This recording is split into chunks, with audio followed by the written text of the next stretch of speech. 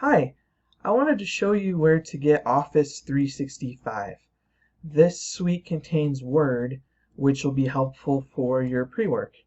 So if you go to frontrange.edu, then you're going to go to eWolf. So click on there. It's taking a minute. Okay, now usually you'll log in, but this is letting us in anyhow because I logged in earlier. Okay, so let's look at student resources. So the drop down menu, or just click on it,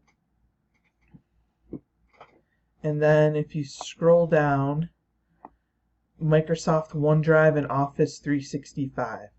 This is what you would want to install. Okay, so